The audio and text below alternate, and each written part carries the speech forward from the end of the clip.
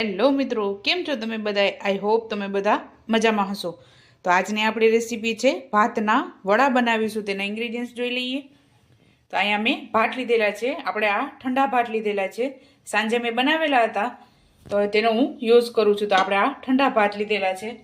1 cup ચણાનો લોટ, 2 નંગ medium સાઇઝની ડુંગળી હતી તેને ચોપરમાં ચોપ કરી લીધી છે મેં, 2 નંગ કાચા બટેકા, લસણની ચટણી, કશ્મીરી મરચું 2 ચમચી, 1 ટીસ્પૂન હળદર, 3 ચમચી ધાણા જીરું, હિંગ અને અજમો, સ્વાદ અનુસાર મીઠું, તળવા માટે તેલ લીધેલું છે.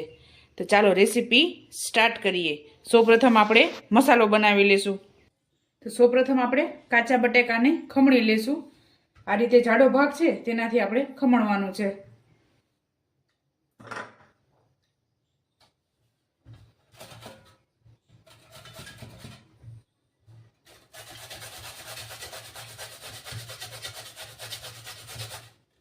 આપણે આમાં બાફેલું બટેકું નથી નાખવાનું, કારણ કે વડા આપણા એકદમ ઢીલા થઈ જશે. એટલે આપણે કાચા બટેકાનો જ યુઝ કરવાનો છે. અને જો તમે બાફેલું બટેકું નાખો તો આપણે કોર્નફ્લાવર કે ચોખાનો લોટ એડ કરવાનો છે.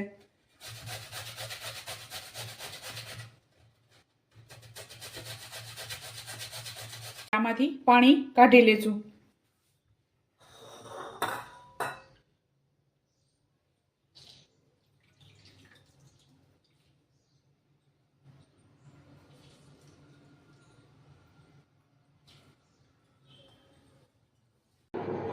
તો આપણે બટેકામાંથી પાણી કાઢી લીધું છે. તો એમાં ભાત એડ કરી દઈશું.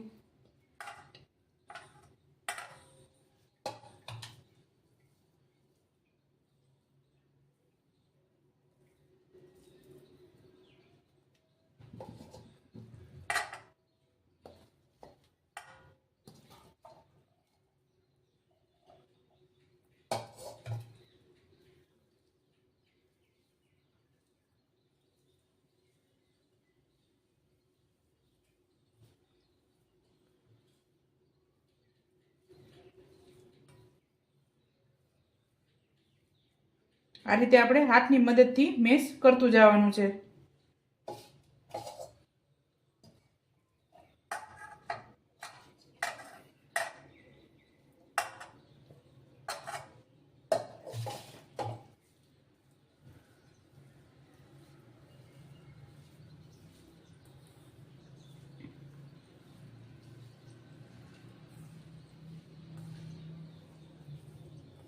તમે આમાં કોઈ પણ ભાત લઈ શકો છો. ઓસાવેલા ભાત હશે તે પણ તમે આમાં યુઝ કરી શકો છો.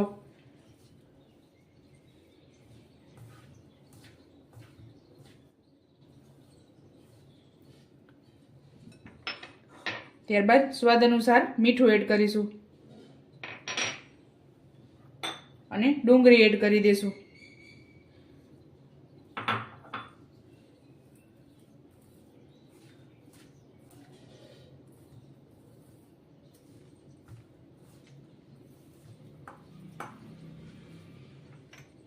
ત્યારબાદ અજમો અને હિંગ, ભાત છે તેના માટે હું અજમો અને હિંગ એડ કરું છું. કશ્મીરી મરચું, ધાણા જીરું, 1 ટીસ્પૂન હળદર અને લસણની ચટણી.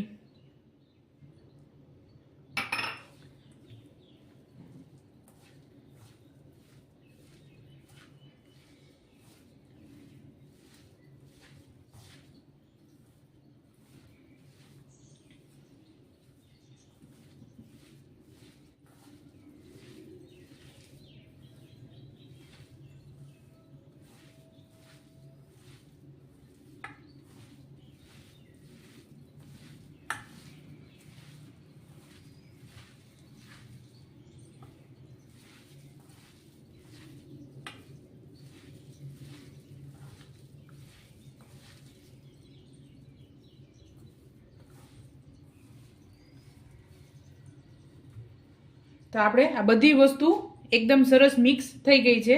તો હવે આપણે આમાં જરૂર અનુસાર ચણાનો લોટ એડ કરીશું.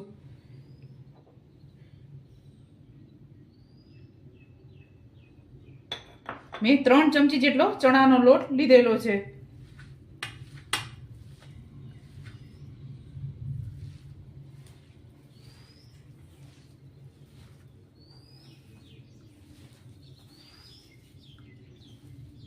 ચણાના લોટની બદલે તમે કોર્નફ્લાવર કે બ્રેડ ક્રમ્સ પણ યુઝ કરી શકો છો.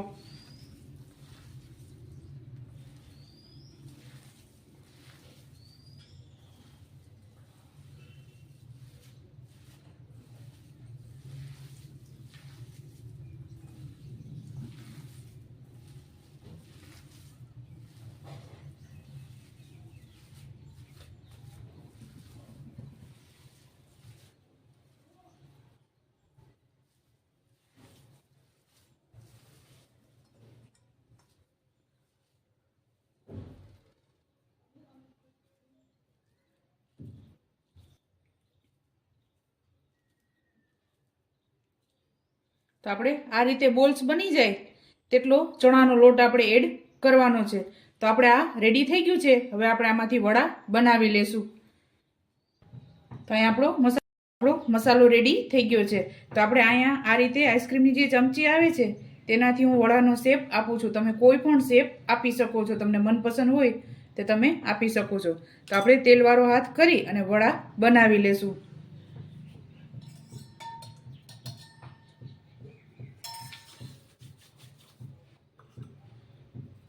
આ રીતે ઉપરનો ભાગ છે ત્યાંથી આપણે કોટિંગ કરવાનું છે.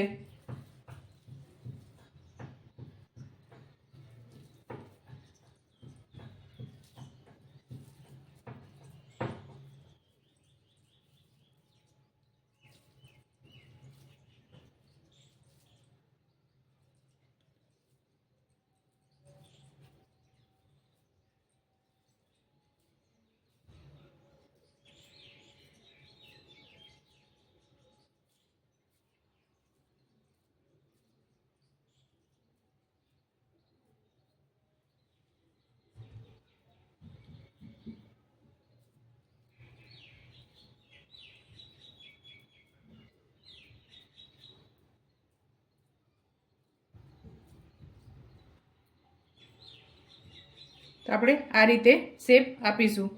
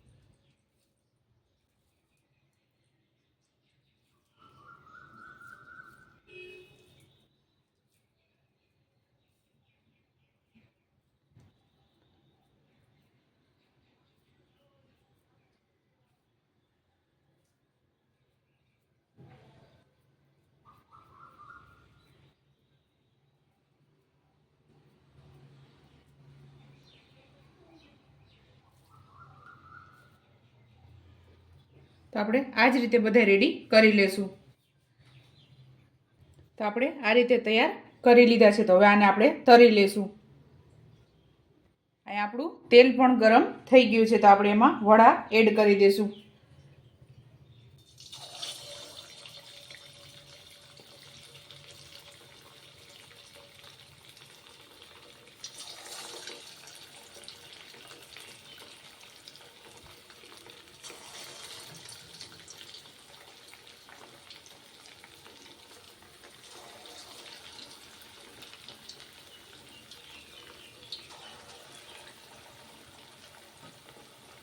તો આપણે આને મીડિયમ ગેસ ઉપર ગોલ્ડન બ્રાઉન કરવાના છે.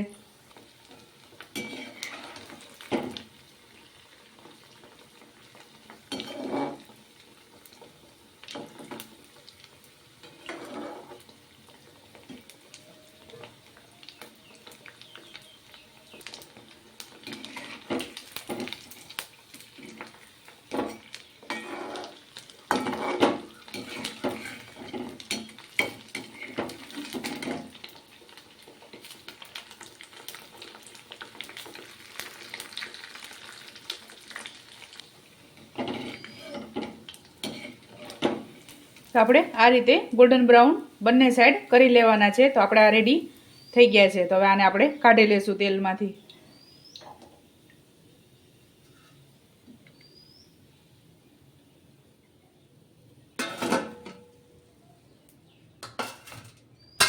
આ જ રીતે આપણે બધા વડા તૈયાર કરી લઈશું. તમે આ રીતે પણ ડાયરેક્ટ વડા બનાવી શકો છો.